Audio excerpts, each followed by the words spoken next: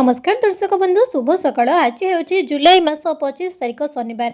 चलतु नजर पकाइबा आज दिन राज्य और देश विदेशर 20टी गुरुत्वपूर्ण खबर उपरे।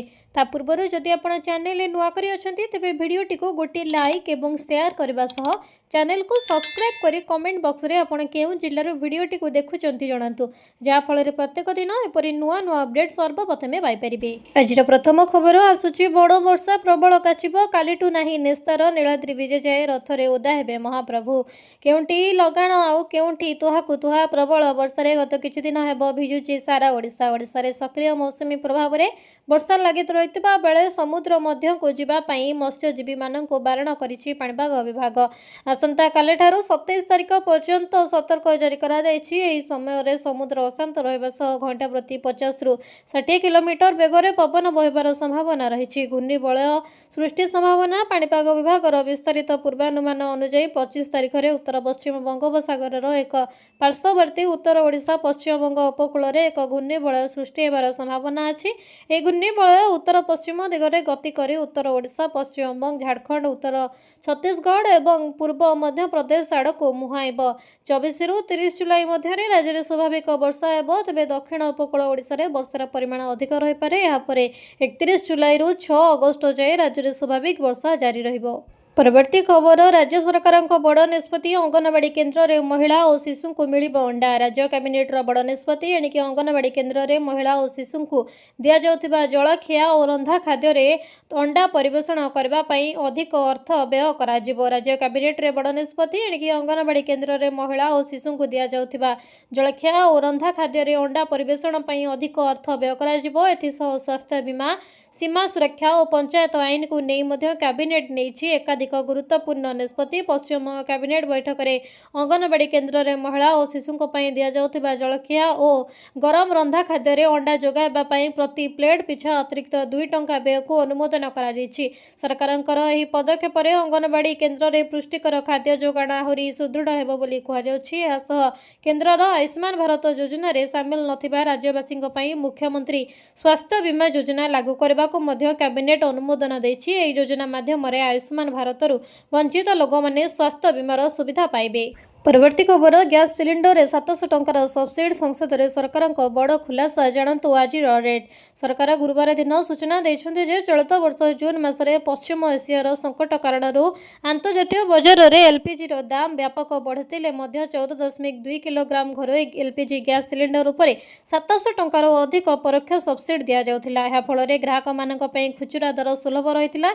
संसद में पेट्रोलियम और प्राकृतिक गैस राज्य मंत्री सुरेश गोपी कहछन्ती जे आंतर्जातिक बजार में गैस दर बहुत बढ़ी सरकार यार भार साधारण लोकों उपरे पड़वाक देना। सिलिंडर प्रकृत दाम केते विश्वस्तरीय अनिश्चितता और भू राजनैतिक उत्तेजना मध्य 14.2 किलोग्राम घरोई एलपीजी सिलिंडर प्रकृत मूल्य 1600 टंकार अधिक हो जाएगी। किंतु उपभोक्ता माने यही सिलिंडर को मात्र 942 टंकार पाउछंती। अर्थात यही मूल्य तफात को पूरण करने सरकार और सरकारी तैल कंपनी गुड़िक प्रति सिलिंडर 700 टंकार क्षति बहन करुछंती, जहाद्वारा साधारण परिवार घरोई बजेट उपरे अतिरिक्त चाप पड़ुना। परवर्ती खबर प्रत्येक ग्रामीण परिवार को 125 दिन श्रम भित्तिक निश्चिंत रोजगार प्रदान करा।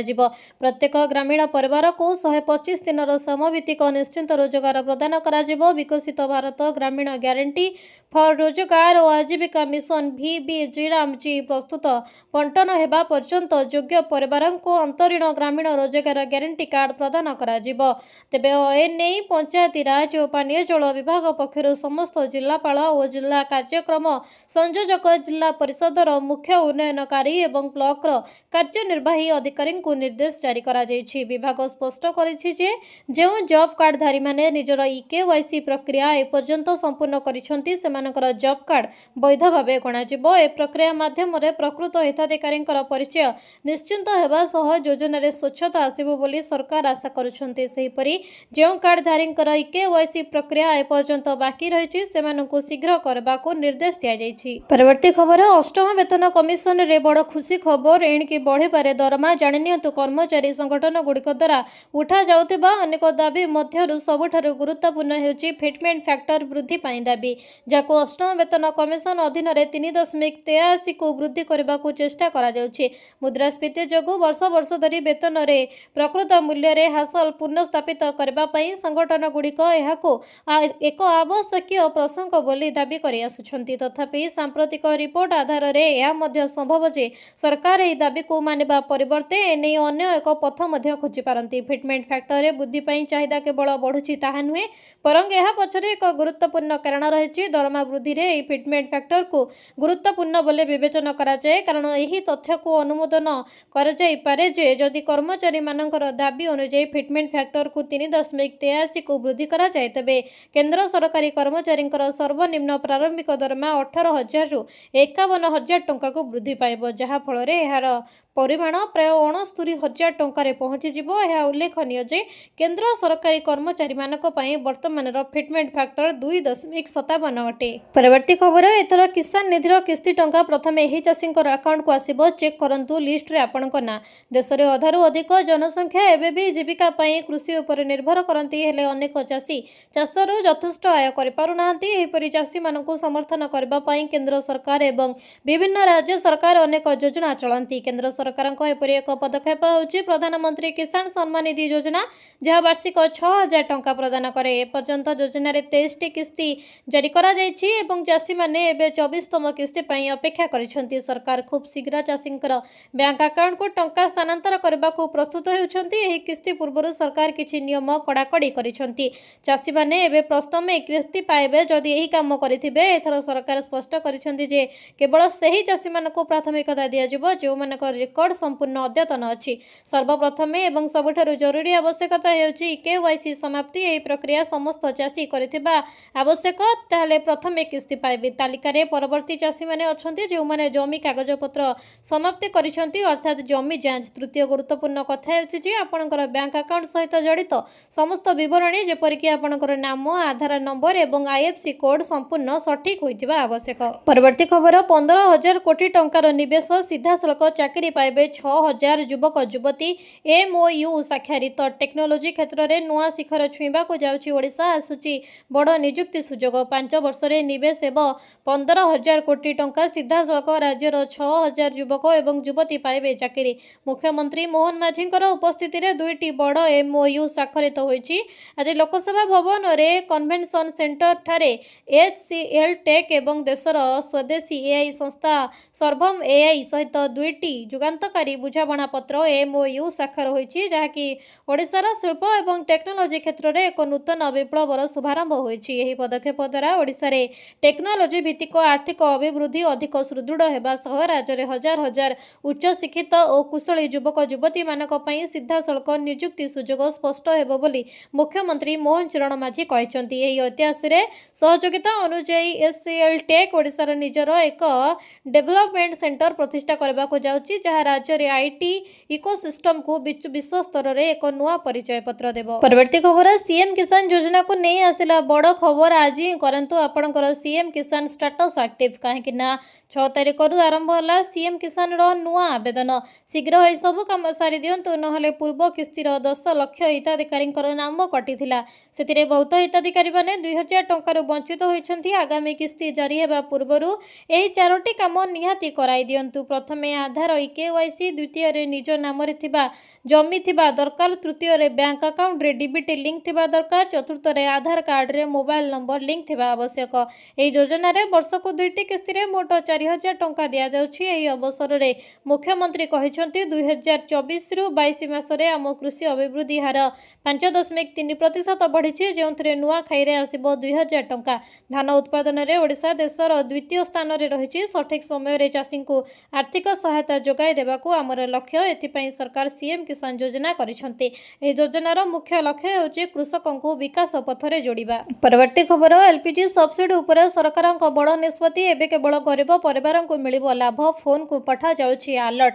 घरे एलपीजी सिलिंडर व्यवहार करुथिबा लोकंक पई एक गुरुत्वपूर्ण खबर सामना को आसिछि।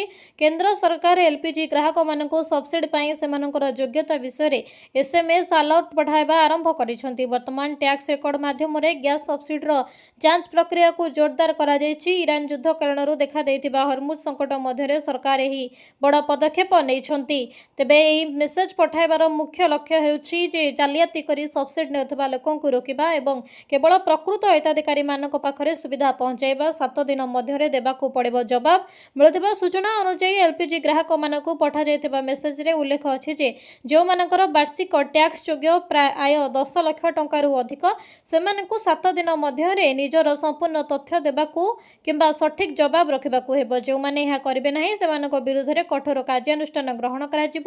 ଏତିକି ନୁହେଁ, ଯଦି 7 ଦିନ ମଧ୍ୟରେ ସନ୍ତୋଷଜନକ ଉତ୍ତର ନ ମିଳେ ତେବେ ସମ୍ପୃକ୍ତ ଗ୍ରାହକଙ୍କର ଏଲ୍ପିଜି ସବସିଡି ସମ୍ପୂର୍ଣ୍ଣ ରୂପେ ବନ୍ଦ କରିଦିଆଯିବ ବୋଲି ସ୍ପଷ୍ଟ ଭାବେ କୁହାଯାଇଛି। ପରବର୍ତ୍ତୀ ଖବର, ଆସନ୍ତା ମାସରେ ଦେଖିବାକୁ ମିଳିବ ବିରଳ ଜାଗତିକ ଦୃଶ୍ୟ। କ'ଣ ରହିବ ଭାରତ ଉପରେ ଏହାର ପ୍ରଭାବ ଜାଣନ୍ତୁ। 2026 ଅଗଷ୍ଟ କେବଳ ପର୍ବପର୍ବାଣୀ ଯୋଗୁଁ ନୁହେଁ ବରଂ 2ଟି ପ୍ରମୁଖ ମହାକାଶୀୟ ଘଟଣା ପାଇଁ ମଧ୍ୟ ବିଶେଷ ହେବ। କାରଣ ଆସନ୍ତା ମାସରେ ମାତ୍ର 16 ଦିନର ବ୍ୟବଧାନରେ ପ୍ରଥମ ସୂର୍ଯ୍ୟପରାଗ ଏବଂ ଏହାପରେ ଚନ୍ଦ୍ରଗ୍ରହଣ ହେବ।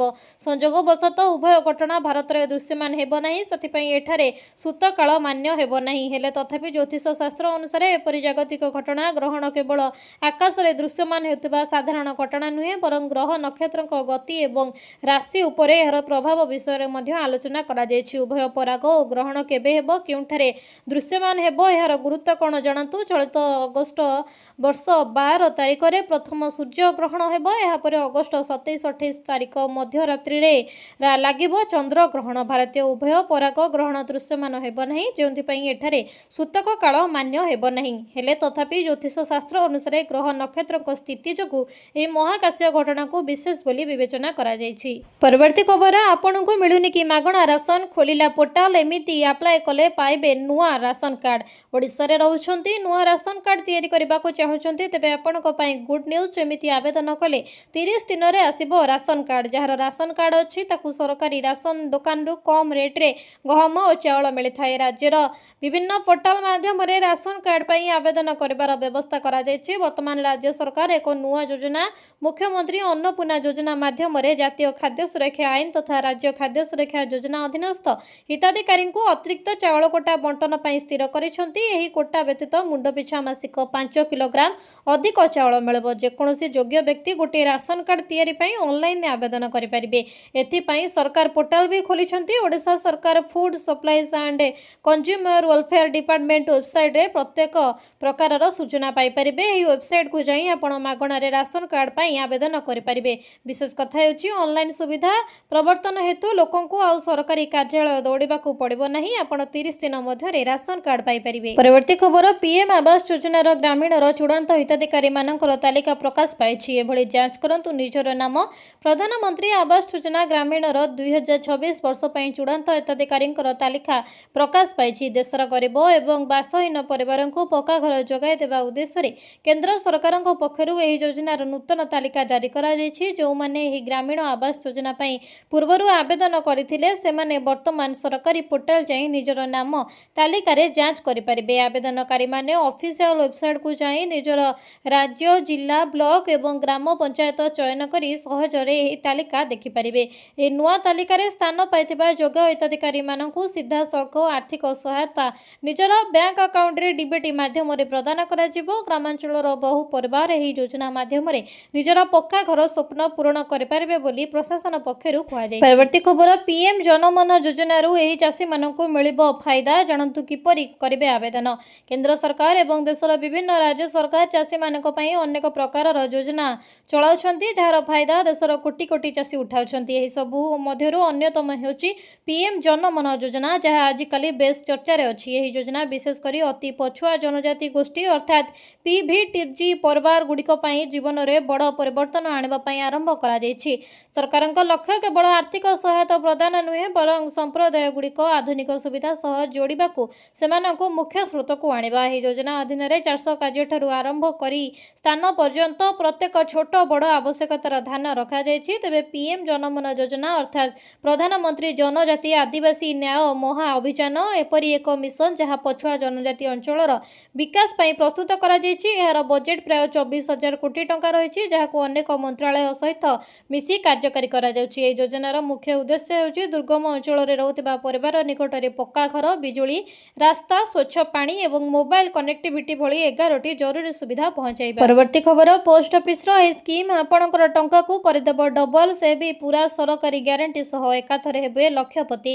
ଭାରତୀୟ डाक विभाग टाइम डिपोजिट योजना सुरक्षित निवेश और निश्चिंत रिटर्न चाहूथिबा निवेशकों पई एक निर्भरयोग्य विकल्प भाव उभा होईछि। एही सरकारी समर्थित योजना निवेशर संपूर्ण सुरक्षा सुनिश्चित करे एवं निर्धारित अवधि शेष में सुधा प्रदान करिथाए। एही कारणरू वर्तमान बहु संख्यक लोक post office time deposit scheme प्रति आकर्षित होउछन्ति। निवेशक मानक विशेष भाव में 5 वर्षर समय जमा योजना बाछिबाकू परामर्श दिया जायछि, कारण एही अवधि उत्तम सुध हार प्रदान करे एवं एहार आयकर आईन धारा 80C अनुजाई टिकस लाभ दाबी करबाकू मध्य अनुमति दिए। तेबे पुराना टिकस व्यवस्था आपणाउथिबा योग्य करदाता माने आयकर रिटर्न फाइल करबा सह एही निकटकू अंतर्भुक्त करी निर्धारित सीमा पर्यंत टिकस रिहाती सुविधा पाई परिबे। अकाउंट खोलबा पई सर्वनिम्न 1000 टंका निवेश आवश्यक एवं परवर्ती जमा 100 गुणन करा जिवो। एही योजना रे कोनोसी सर्वाधिक निवेश सीमा नाही। परवर्ती खबर, बाहुडारे सुना दर रे बड़ ह्रास,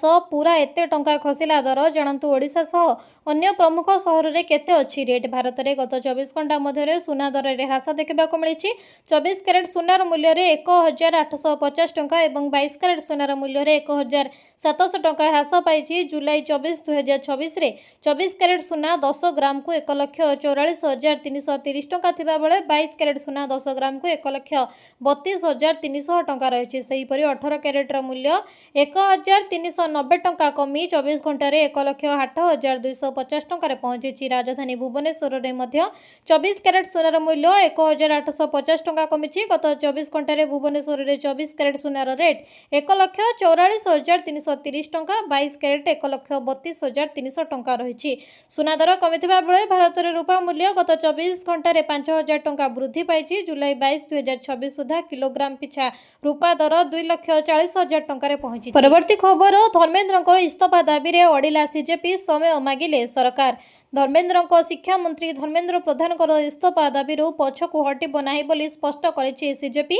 केंद्र सरकार द्वितीय पर्याय आलोचना पर दल कहिछि धर्मेन्द्र प्रधान इस्तीफा ही सेमानकर मुख्य और अपरिहार्य दाबी। शुक्रवार दिन संविधान क्लब रे प्राय 2 घंटा धरी होइतिबा बैठक रे केंद्र पक्षरु स्वास्थ्य मंत्री जेपी नड्डा एवं पीएम और राष्ट्र मंत्री जितेंद्र सिंह जोग दैथिले। सीजेपी पक्षरु जातीय मुखपात्र सौरभ दास एवं आशुतोष रंका आलोचन रे सामिल होइथिले। बैठक पर जेपी नड्डा कहिसंते सीजेपी 3टी मुख्य दाबी एवं परीक्षा व्यवस्थार संस्कार पई 5टी प्रस्ताव रखिछि। सरकार एहा उपरे आलोचना करी शनिवार दिन अपराह्न रे पुणी थरे सेमानकु जवाब देबे बोली से कहिसंती। अन्य पक्षरे सीजेपी दाबी करिछि जे शिक्षा मंत्री धर्मेन्द्र प्रधान इस्तीफा किंबा बहिष्कार बिना आंदोलनर समाधान संभव नुहे। एही दाबी उपरे सरकार शनिवार पर्यंत समय मागिथिबे बोली दल पक्षरु कहा जायछि। परवर्ती खबर, पेट्रोल परे खाइबा तेल महंगा, भारत को कहीं देवाक पड़ो 1.75 ट्रिलियन। पीएम अपील ने पड़ानी प्रभाव।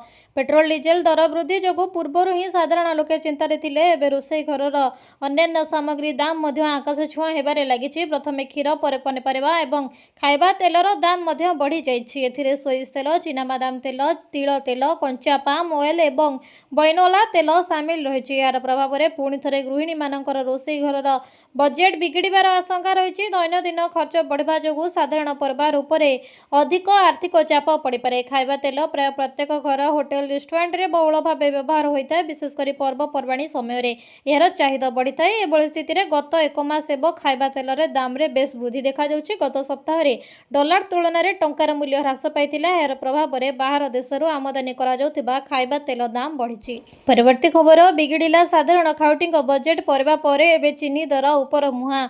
परिबा दर परे एबे बाजार रे चीनी ताती मात्र किछि दिन रे हु हु होई बढ़ीगलाणी चीनी दर, जहां नहीं चिंतार ग्राहक। केवल घोरे ग्राहक नुहंती, चीनी दर वृद्धि जो चा दोकानी और मिठा व्यवसायी नाही नथिबा समस्यार सम्मुखीन होउछंती। सूचना अनुसार बाजार रे हठात चीनी किलो प्रति 40 रु 42 टंका वृद्धि पाई 52 रु 53 टंका पहुंचे, अर्थात 5 रु 8 टंका बढ़ी। एमितिक किछि स्थान रे यह 55 टंका छुईबा को बसलाणी। तेबे यहाकु नै व्यवसायींकर कथा पाइकारी बाजार ही दर बढ़ी। दर बढ़िबा जो ग्राहक माने कम परिमाणर जिनिस नेउछंती, जहाद्वारा आम व्यवसाय भी प्रभावित होउछि। आ ग्राहकंक मनरे दर बढ़िबाकु नै नाही नथिबा असंतोष, केजी पिछा 8 रु 10 टंका बढ़िले केमिति चलिबो बोली प्रश्न करिसंती साधारण लोके। परवर्ती खबर, रेल बजेट रे ओडिशा पय व्यवहारात 12 वर्ष भितर बढ़ी 13 गुण। यूपीए सरकार तुलन में एनडीए सरकार समय ओडिशा रे रेल प्रकल्प पय ढेर अधिक अर्थ बराद करा जायछि। 2009 रु 14 ମଧ୍ୟରେ ଓଡ଼ିଶା ପାଇଁ ରେଳ ବଜେଟ୍ ବାର୍ଷିକ ହାରାହାରି 838 କୋଟି ଟଙ୍କାର ମଞ୍ଜୁରୀ ହୋଇଥିବା ବେଳେ 2026-27ରେ 10,928 କୋଟି ଟଙ୍କା ବରାଦ ହୋଇଛି, ଯାହାକି ପୂର୍ବ ତୁଳନାରେ 13 ଗୁଣରୁ ଅଧିକା। ଓଡ଼ିଶାରେ ରେଳ ପ୍ରକଳ୍ପ ସଂକ୍ରାନ୍ତରେ ସାଂସଦ ଦିଲ୍ଲୀପ ରାୟଙ୍କର ଏକ ପ୍ରଶ୍ନର ଉତ୍ତରରେ ତଥ୍ୟ ଦେଇଛନ୍ତି ରେଳବାଇ, ସୂଚନା ପ୍ରସାରଣ ଏବଂ ଇଲେକ୍ଟ୍ରୋନିକ୍ ଓ ସୂଚନା ପ୍ରଯୁକ୍ତି ବିଭାଗର ମନ୍ତ୍ରୀ ଅଶ୍ୱିନୀ ବୈଷ୍ଣବ। ମନ୍ତ୍ରୀଙ୍କର ପ୍ରଦତ୍ତ ତଥ୍ୟ ମୁତାବକ 2009ରୁ 14 ପର୍ଯ୍ୟନ୍ତ 5 ବର୍ଷରେ ଓଡ଼ିଶାର 267 କିଲୋମିଟର ଦୈର୍ଘ୍ୟର ନୂଆ ରେଳପଥ କାର୍ଯ୍ୟକ୍ରମ ହୋଇଥିବା ବେଳେ 2014ରୁ 26 ମଧ୍ୟରେ 2,236 କିଲୋମିଟର ରେଳପଥ କାର୍ଯ୍ୟକ୍ରମ ହୋଇଛି। ଏ ବ୍ୟତୀତ 2009ରୁ 14 ମଧ୍ୟରେ ବର୍ଷକୁ ହାରାହାରି 53 କିଲୋମିଟର ନୂଆ ରେଳପଥ ହୋଇଥିବା ବେଳେ 2014ରୁ 26 ଭିତରେ ବାର୍ଷିକ ହାରାହାରି 186 କିଲୋମିଟର ନୂଆ ରେଳପଥ କାର୍ଯ୍ୟକ୍ଷମ ହୋଇଛି।